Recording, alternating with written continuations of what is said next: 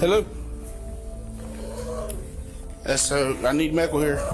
As soon as her stepfather walked in the door, Carly turned to confront him. Hey, where's your wife at, buddy? Where's your wife at? She's dead on the floor in that room. A well-liked honor student does the unimaginable. I use the word diabolical. Pure malice, or something spiraling inside her that no one saw coming. She just had a look on her face that was totally unfamiliar to him. It was not the Carly that he knew. I don't know what happened. My wife is dead. What's on it? Tried to shoot me. What's the location of your emergency?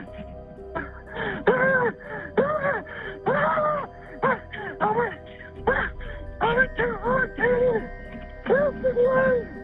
I don't know what happened. My wife is dead. What's on it? Tried to shoot me. Your daughter tried to shoot you? Yeah. She ran out of the house shooting at me. March 19th, 2024, Brandon, Mississippi. Stepfather Heath Smylie dials 911, panicked and barely coherent. What's her name? Carly Gregg. Carly Gregg? Does she still have a gun on her? I took it from her. She ran. You took it from her and she ran? Yes, sir. She was screaming something at me I couldn't understand. I locked the door. She's outside. I don't know what's going on. How old is she? 14. It almost sounds like while he was on the phone with 911, he discovers Ashley's body because you can hear him screaming, "Oh my God, she shot her mom, she shot her mom." Oh my God, she killed her mom. She what? She killed her mom. She killed her mom? Where's the mom She killed her at? mom, and when I do this, she tried to kill me. Where's the mom at? Sir. Sir.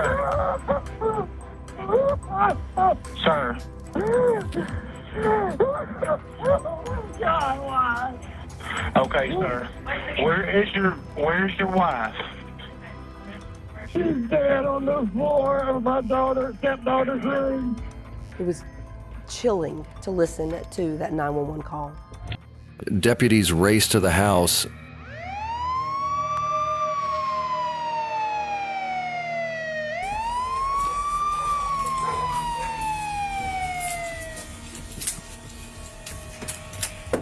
Sheriff's office!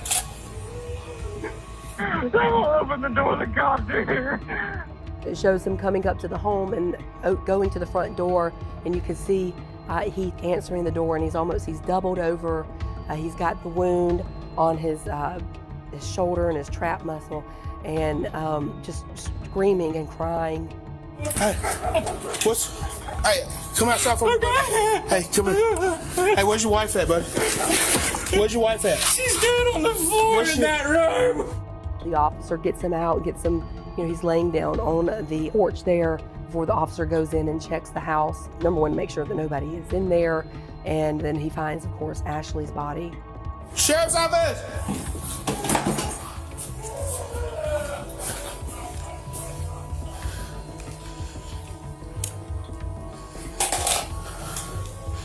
Hello?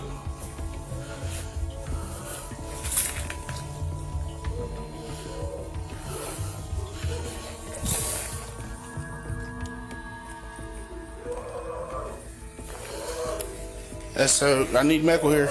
There were no reported problems with mom, no prior acts of domestic violence, no police. So I think that this really came as quite a surprise to everybody.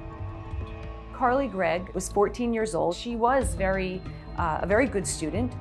She was very bubbly, very friendly. She seemed very engaged. And she was involved in a lot of extracurricular activities, had a lot of friends. She was just a very smart girl. Ashley Smylie, Carly's mom, was a very loved school teacher. She taught in the same school that Carly attended. Lots of teachers that I've spoken with that worked with her spoke about how sweet she was and how kind of a person that she was. Heath Smylie, although Carly's stepdad, He treated her as his own daughter, that they had a very good relationship. So he really was not just a stepdad, but a real father to her. She ran into the backyard. I tried to follow her. She jumped the fence and ran. She shot me in the neck. It's okay, I think. Does she still have the gun? It's on the kitchen counter. I think there's one live round left in it. I opened the cylinder. What I was going to say is if you need to get anything with him, do it. Yeah. And, well, we're going to have somebody come to the hospital, I'm sure. The gun that's used is right there on the counter in the kitchen. No. Kilo unit has got the female subject in custody. Investigations requested she be brought here to the scene. 10-4. A police officer that was on his way to the scene saw a girl crawling out of a storm drainage ditch. She doesn't recall getting there. She doesn't recall leaving the house. She just went from taking the dogs outside in the backyard to being on her hands and knees in the ditch. So he pulls over and he asks her, Carly, are you involved with the shooting that's happened? And he says, yes, sir. And so she puts him in the vehicle. They go down closer. Step out real quick for me. All right. That's what I'm going to do is I'm going to move all around to the front of you, okay? I'm going to move the handcuffs around to the front of you. Okay. All right. All right, so what we're going to do here is we're going to swab your hands, okay? Yeah. Right. And well, I asked you a bunch of questions, but obviously you fired with a pistol, correct? Pistol. Okay. She was very small and she's very young, and she looked so young. Like, even though she was 14 when the crime happened, she looked more like a 12-year-old. I need you to hold your hand out like this. I'm gonna do your right hand first, okay? Which hand did you shoot with? Okay. Which hand did you shoot with? Carly, in the body camera footage, seemed very calm in that moment and very concerned with what was going on or how Heath was. They're taking her into custody, and you hear Carly very clearly ask, how is my stepdad? All right. Is my stepdad okay?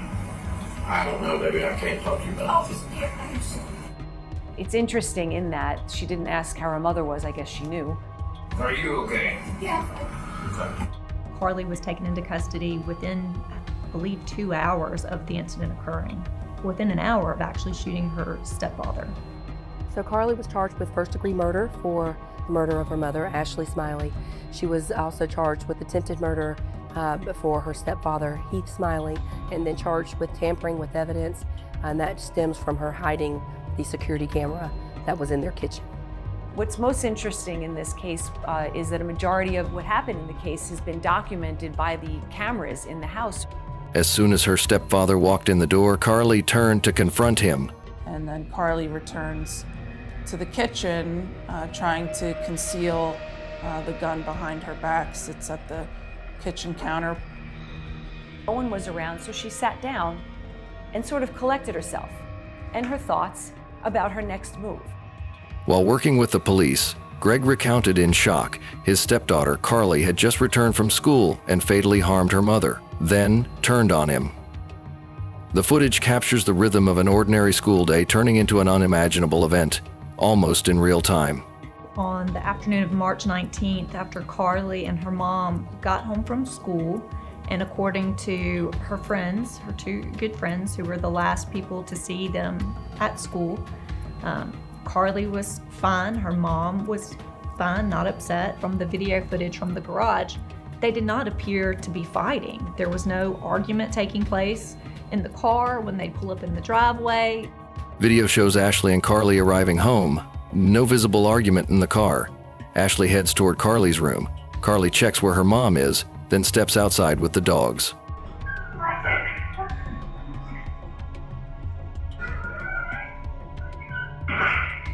Mom confirms Carly is out back. And then Carly comes back into the house, and if you can see from the security camera footage, Carly is walking very slowly, and she kind of turns in the direction of where we're told her bedroom is, where her mother is.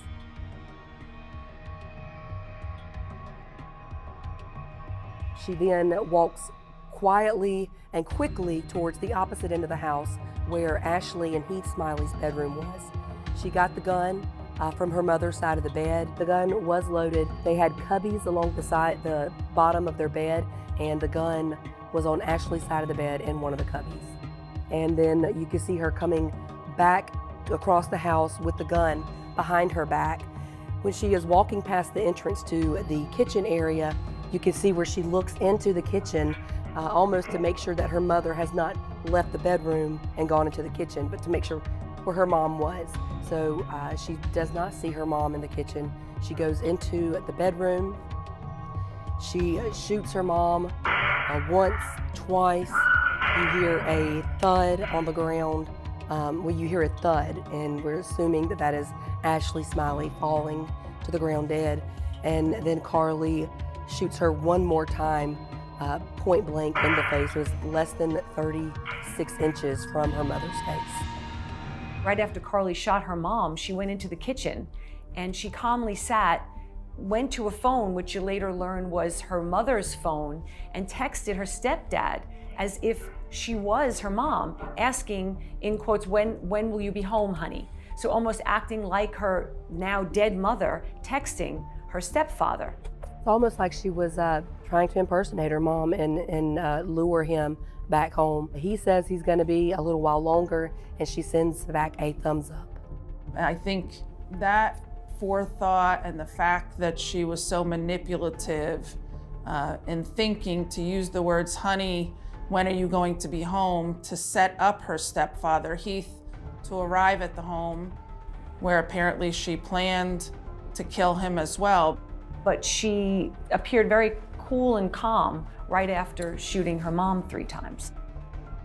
And then Carly texts a friend and invites the friend over. She had actually FaceTimed, called more than one friend after she had shot her mom. Carly was saying that she had really effed up, that she had messed up, and they were saying, well, don't do anything, don't hurt yourself, don't do anything bad, and she had said to them, I already have. One of her friends asked if they needed to call 911, and Carly responded to them, no, don't do that, you can't do that. It was confusing. Carly Gregg stood there, hummed a few lines as if nothing had happened, then went back to the bedroom.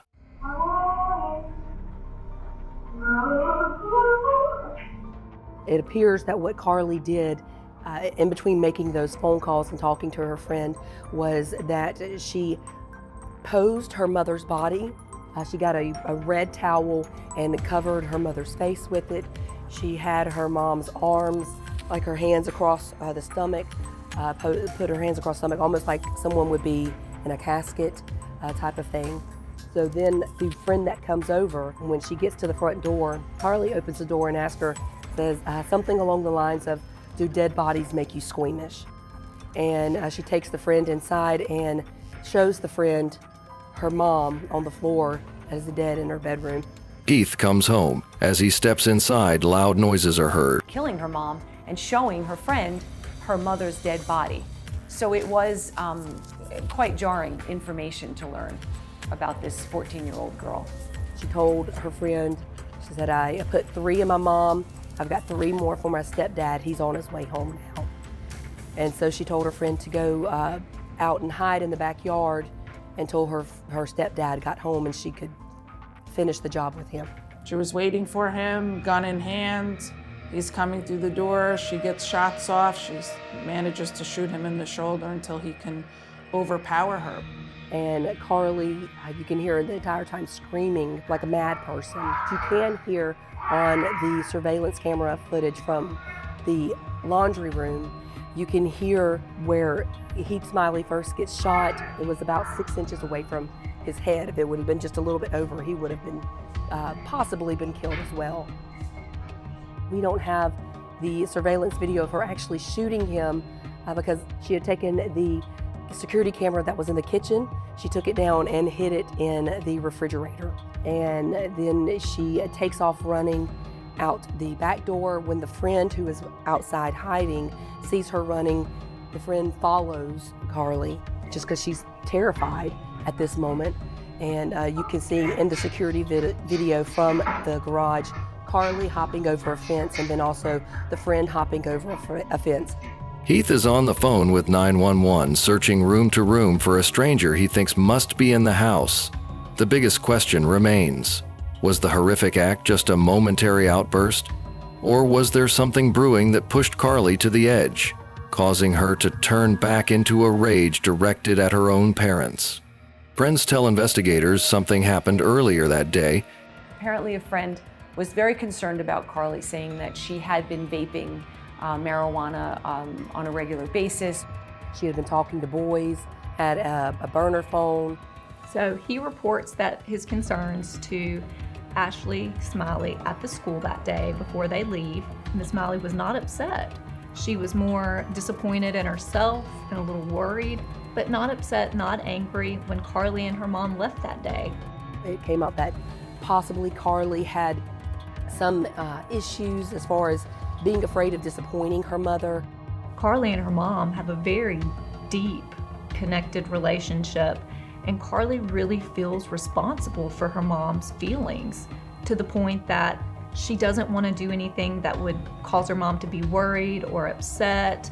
But it seemed to have been a reaction by Carly to that moment of mom searching her room, speaking to her friend about her vaping, her pot use, her marijuana use, her burner phones. That culmination ended up with mom paying with her life. The events on March 19th, you have to back the clock all the way up to the fall of 2023, when Carly first began to exhibit signs of her mental illness. She was having a difficult time sleeping, she was having racing thoughts, she was having intrusive thoughts. She was very depressed, very anxious, very on edge. She was having a difficult time with her memory. Things that were abnormal for Carly because her stepfather began to pick up on it and notice it, started talking to her mom about it. This is somebody that was cutting herself. This was somebody that was writing very troubling things in her journal. Finally, her stepdad and mom talked with Carly in December of 2023.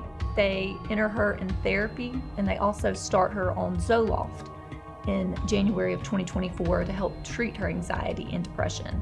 Carly comes back, I believe on March 13th of 2024, and reports to her nurse practitioner that the Zoloft is making her feel just completely numb, zombified. So they decide then to take her off the Zoloft and switch her to Lexapro. Carly becomes even more on edge, even more manic.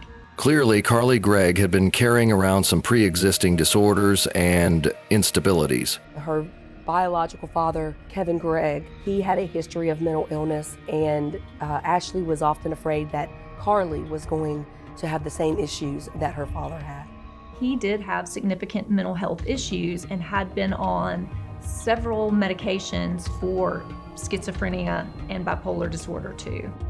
So we don't know what might have led to the acute stressful episode, other than it was sort of the perfect storm for Carly. All of these things were coming to a head all at once, and for whatever reason, the spiral just completely fell apart at that time. There was a lot of hope that the jury would understand, mental illness and the effect of being put on the wrong medication. People were ready to get their pound of flesh. They were very upset about it. They wanted justice to happen. They wanted her to be, held accountable for this crime. Teenager Carly Gregg is currently without bail while she awaits trial on charges of causing the death of her mother and injuring her stepfather. Because she'll be tried as an adult, Carly, now 15, is held in an adult facility but kept out of sight and sound from adult inmates. That means near total isolation. Because she is a minor placed in an adult facility, she has to be held out of sight and sound of any adults being detained at the detention center, which ultimately leads to her being placed in solitary confinement 24 hours a day unless an attorney came to see her. She wasn't even allowed visitation, and that's a really hard situation for anyone to be in, let alone a minor who's already experiencing mental health issues. A murder trial like this, where a young girl is looking at spending the rest of her life in jail, I am amazed that it was put forth so quickly. It seems that the prosecution has a clear advantage. It's a prosecutor's case, definitely. The defense definitely had a harder road ahead with the case. The prosecution's strategy was they had a lot of video footage to put forward. The video is very compelling. It shows a very calm, premeditated, manipulative girl murdering her mother. So that's hard to overcome. Before the trial, during the initial hearings, the state gave Carly Gregg a chance, a slim chance, in a case where everything seemed to be stacked against her. They initially gave her a 40-year plea deal, which is still a long time, but considering what she was up against, was not. And they offered it to her once during pretrial, and then right before the trial happened. Someone who's 14 or 15, 40 years is your whole life without the possibility of parole. And that's a really weighty thing. All right, Miss Gregg, did you receive that recommendation of 40 years? Yes, sir. And it was your choice and your choice alone to reject that recommendation? Yes, Your Honor. She was asked 2 questions by a judge. Do you understand this? There is no way 14-year-olds understand the severity, the complexity, the permanency of what she was asked. If she proceeds to trial, count 1, what's the potential sentence? Life. If the jury fails to affix the sentence at life, what's the sentencing range? 20 years to 40 years. All right, and count 2, what's the potential sentence? Between 20 years and life. As a defense attorney, you are only the messenger, and it is not your decision. The defense attorney goes to her client and says, this is the best offer I can get for you. And Carly says, absolutely not. I'm gonna roll the dice. I don't wanna go to jail for 40 years. I'd rather take my chances. And ultimately, it's the defendant's decision, even though she's 14 or 15 years old. Carly, of her own free will and decision, decided that she trusts the Rankin County jurors more than she trusts a 40-year plea offer by the state. And apparently she believed that their defense of her was going to be strong enough to get her through. September 2024 trial begins about 6 months after the shootings. Ladies and gentlemen, you'll hear testimony throughout the next few days during this case. You'll hear about some secret life that Carly lived. You'll hear that she was secretly cutting on her thigh using a knife. You'll hear that she secretly had burner phones her mom and stepdad didn't know about that she was using. You'll hear that she had secret weed vape pens and that she was secretly smoking those vape pens and getting high before going to school at times. Ladies and gentlemen, that's not why we're here though. We're here because of what she did on March the 19th, 2024. I thought the prosecution had a lot of evidence, but I was more interested in the things that the prosecution didn't have, like a motive or a history of violence or a kid that was troubled. The defense strategy was that she's a 14-year-old girl and she had to have had some psychotic break because no one said she was crazy before. There's not history of her abusing her mother, or there were prior police calls or police reports or prior violence anyone discussed of anything about Carly. If the defense proves that Carly Gregg is mentally disturbed, she could be found not guilty by reason of temporary insanity. In that case, prison would not be the final destination. Instead, a psychiatric facility would be. This is not a whodunit case. We know who took action on March 19th to bring about the death of Ashley Smylie and the injuries to Heath Smylie. However, this is a why case. Why did it happen? Why did this exceptional child with no history of violence, who was loved by her friends, her teachers, her parents, who had a good home life, who loved her mother, why did she shoot her mom? Why did she shoot at her stepfather? The state would like you to believe the answer to those questions don't matter. But we know better than that. The answers to those questions is why we're here today. But I believe that they felt very strongly about their defense. We knew who did it. It was just a matter of whether or not this was actually an insanity defense. While the events on March 19th were tragic, The events on March 19th were not intentional. And at the end of this trial, if the state's case still leaves you feeling like their version of events just doesn't make sense, then you must return a verdict of not guilty. And as you'll see, the complex issue of mental health is going to be at the heart of this entire case. She told me that the voices were getting worse, that they were becoming more urgent, more insistent, more of a problem for her. She looked beyond remorseful. She was crying, she was shaking. She looked so innocent, she looked so helpless. As the first statements were read, all eyes turned to the defendant, teenager Carly Gregg. She was accused of killing her mother and shooting her stepfather. Carly struggles to maintain composure in court, especially when Heath's 911 call plays. She covers her ears, sobs. He was very distraught. At first, I thought I was speaking with a female.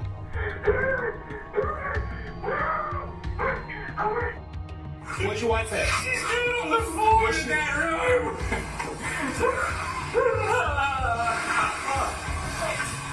When she first covered her ears, I didn't expect that, but I think for her, she didn't want to hear it. She didn't, it was so traumatic and so painful. She was crying, and it did seem to be genuine. In all the time that you've known Carly, would you describe her as callous? No, except with math. Would you describe her as diabolical? How would you describe Carly? She's just a sweet little girl ever since I've known her. She had a very good relationship with her stepdad, Heath Smylie. She had written him a very touching Father's Day card about thank you for being the only real dad I've ever had. He took an interest in her. How did Carly appear to you when you walked in? Like I said,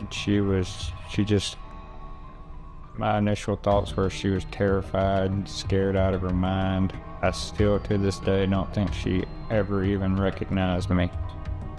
Something was wrong there. I don't know what, but something was off. In that garage video, just that feral screaming from the minute she walks in the door and you hear Heath from the garage saying, "Carly, it's me, what's the matter?" And there's just nothing but feral screaming from Carly.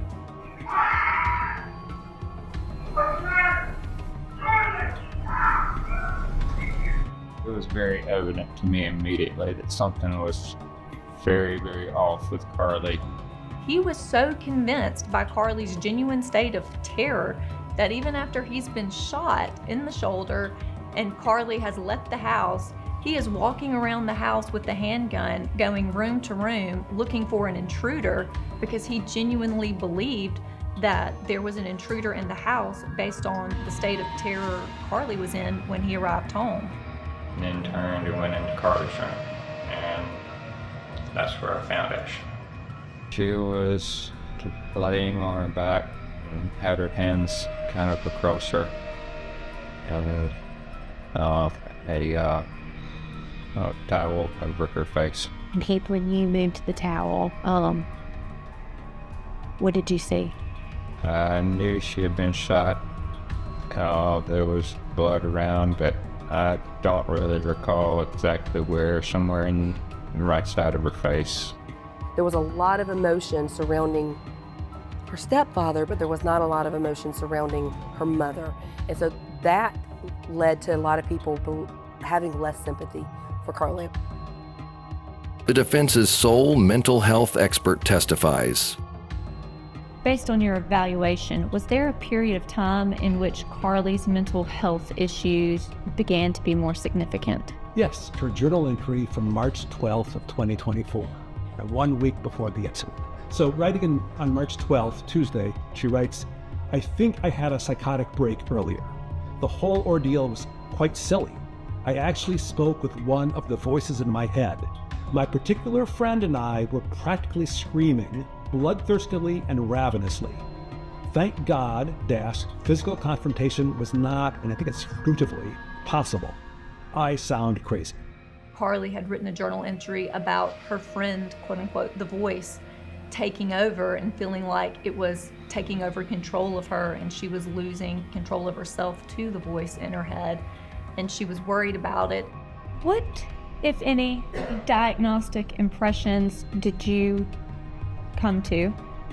based on the records you reviewed, your experience, your expertise, your evaluation of Carly and the family members that you spoke to? Number one, her mood disorder, right? So I gave her the diagnosis of bipolar 2, and I saw her as having suffered from some significant depression, and then some hypomanic episodes, and then worsening a mood disorder that was worsened by the Lexapro medication from March 12th onward. Certainly in the week or weeks leading up to the incident, the voices were becoming more prominent, more urgent, more of a problem, and likely really had crossed over into the domain of what I would call psychosis. Her friends had reported that she had become very irritable, on edge, which sort of matches with what we're seeing from the signs of mental illness, that she had, withdrawn a little bit more, wasn't her like normal happy-go-lucky self. I think Carly has a much more severe psychiatric illness than anybody realized. Do you believe that Carly was able to understand the nature of her conduct and appreciate the difference between right and wrong at the time this incident occurred on March 19th? I don't think so. Carly's defense team, they only called one expert witness, but I believe that they felt very strongly about their defense and felt like what he had to say would be sufficient. The prosecution calls 4 mental health experts, and they have a much different take on Carly Gregg's state of mind. So she's denying seeing things that other people don't see and hearing things that other people don't see. Right. Did she report that she was hearing voices? No. Any blackouts, any lapses in time? No. There have been no thoughts of abnormal or psychotic thoughts. Is that correct? Right. What was her behavior like? Completely normal. And at no time did she report any hallucinations or delusions? At no time did she report any memory or concentration issues? No. A nurse practitioner said the change in medication may have caused Carly Gregg to lose control and affect her behavior, but other experts disagree. The prosecution's final witness turns to Carly Gregg's diary, a record of her true thoughts and feelings before the tragedy. They put on their experts to show that there is no way that the dosage of medication that she was taking and the medication, the type of medication, could at any way create such a psychotic break with reality that you kill someone or you are in such a bad bipolar state that you had no idea what you were doing. When you learned about the events that had transpired on March 19th, were you shocked? It's the most shocking day of my life. And that's based on the 9 sessions you had with Carly and the hours you spent with her. Yes, because I had no clue that nor had she ever reported that she was severely mentally troubled to any degree like that. I want to talk a little bit about bipolar because it's my understanding that that's one of the diagnoses that Dr. Clark gave to Carly Gregg. Can you talk about whether or not you believe that Carly Gregg actually has either bipolar 1 or bipolar 2? The prosecution was very thorough. 4 people evaluated this defendant on the prosecution side, giving 4 different evaluations that came to the same conclusion. That's extremely strong evidence for the prosecution. Almost as strong as the video of the calm, cool, and collected defendant right after committing a murder.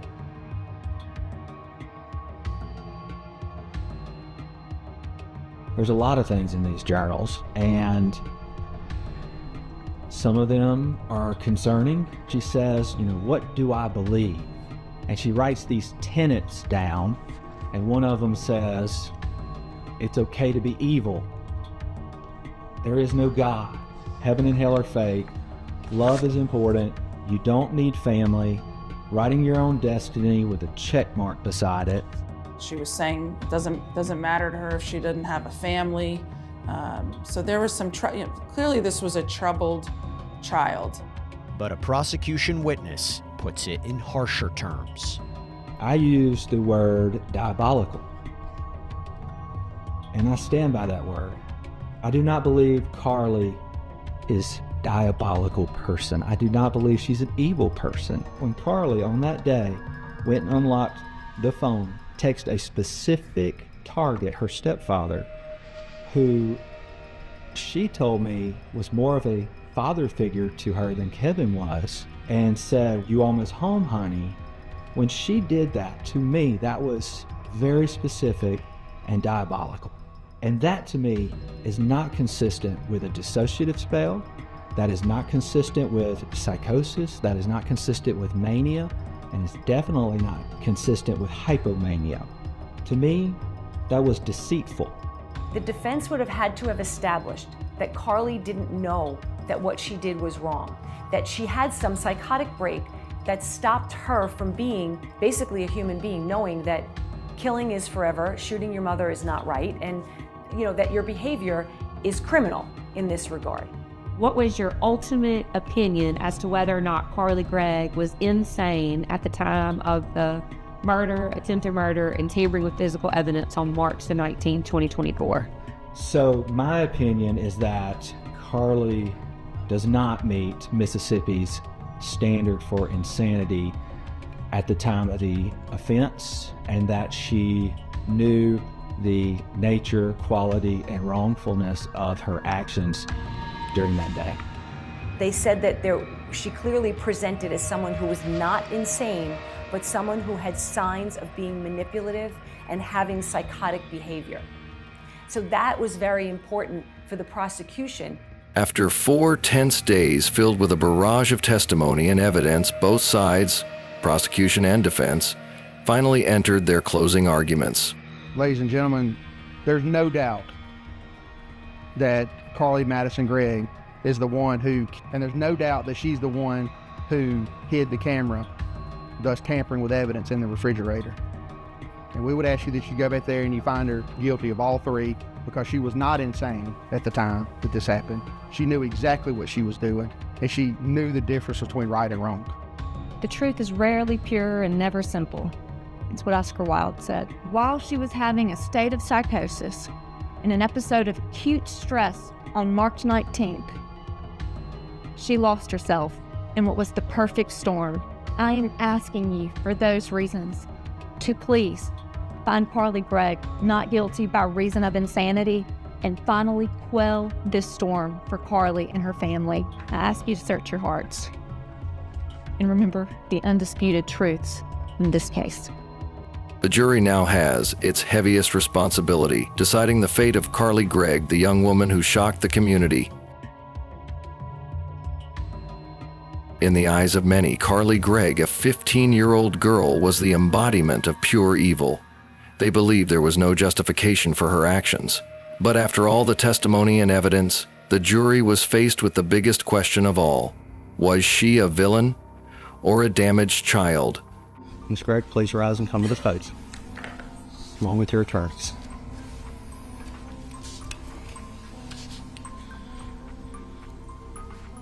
We, the jury, find the defendant, Carly Madison Gregg, guilty of tampering with evidence as charged in the indictment. Please be seated, Ms. Gregg. It was less than 2 hours, so they come back and they found her guilty on all. She is in a facility that houses violent offenders, juvenile violent offenders, and she will remain there until she turns 18, and that's when she will move over to the adult division. After the verdict, Carly Gregg's attorney filed a motion for a new trial. However, the judge quickly denied that request. But the defense hasn't given up yet. They're continuing to appeal, hoping to get one last chance for the young woman. It's definitely one of the more memorable cases that I've tried. When you're representing a juvenile being tried as an adult, the stakes are obviously heightened, not just legally, but emotionally. I genuinely care about Carly. She is a good kid, and I think anybody that knows Carly is lucky to know her. And I know some people will find that hard to believe, but people are more than the worst thing they've ever done.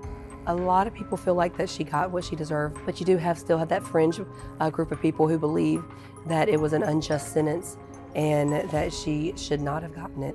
Regardless of the outcome of the trial, there's no winners. There's no winners here. It's just very sad. Those close to Carly insist she's more than this day, that people are more than the worst thing they've done. There are no winners here. A mother is gone, a stepfather carries trauma, and a teenager will live the rest of her years sitting with what she did. Carly sits in near total isolation, waiting for her verdict and her future. This true crime documentary isn't just about a crime, it's about the thin, fragile edge between tragedy and accountability. Subscribe for more real stories that challenge what we think we know. To finish this case, a small but important note. Certain parts of this story include language and reactions that may feel insensitive by current standards. We've kept them exactly as they were because changing them would alter the truth. This isn't about humiliation, it's about documenting human behavior as it happened.